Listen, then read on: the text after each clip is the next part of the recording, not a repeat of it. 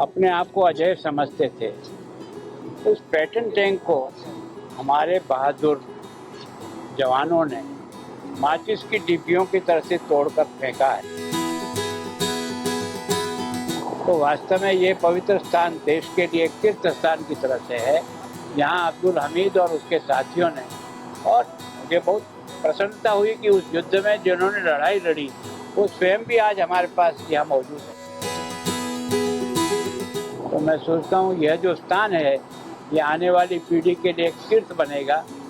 इसके लिए यहाँ के आर्मी के सभी अधिकारियों को विशेष रूप से धन्यवाद। रेडी भाई? 65 के पाकिस्तान के युद्ध को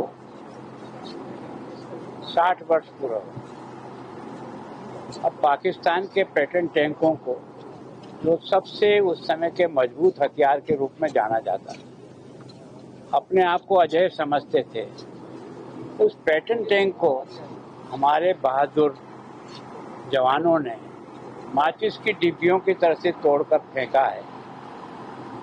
और अब्दुल हमीद का जो बलिदान है इन पैटर्न टैंकों को तोड़ने में, अपनी एक सामान्य गन से, अपने सामान्य साधन से भी किस बुद्धिमत्ता के साथ उन्होंने पैटर्न टैंक को पानी का दलदल बनाया ताकि वो तेजी से आगे बढ़ेंगे तो निशाने में कुछ चूक हो जाएगी, और उसके कारण से उनकी गति में जब कमी आई तो हमारी फौज ने इस प्रकार की तैयारी की कि सारे के सारे धराशायी पैटर्न टैंक को तोड़ के फेंक दिया।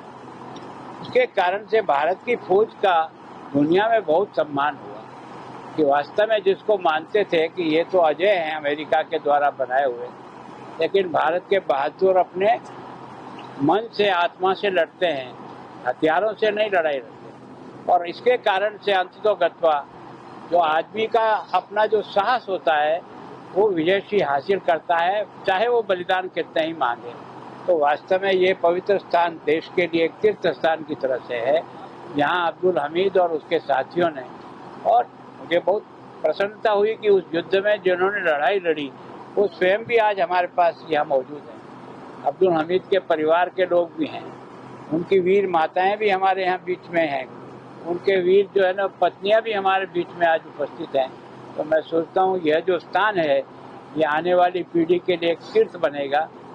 इसके लिए यहाँ के आर्मी के सभी अधिकारियों को विशेष रूप से धन्यवाद, क्योंकि मैं पहले भी आया हूँ, उस समय इसको देखकर मन को दुख होता था कि ऐसी जगह जहाँ भारत के ऐसे बहादुरों ने अपना सब कुछ देकर के देश हित को, तिरंगे को बचाया, उसको जितना तीर्थ स्थान बने, आज के जो तीर्थ स्थान है वो यही तीर्थ स्थान है जो देश के लिए कुर्बान हो।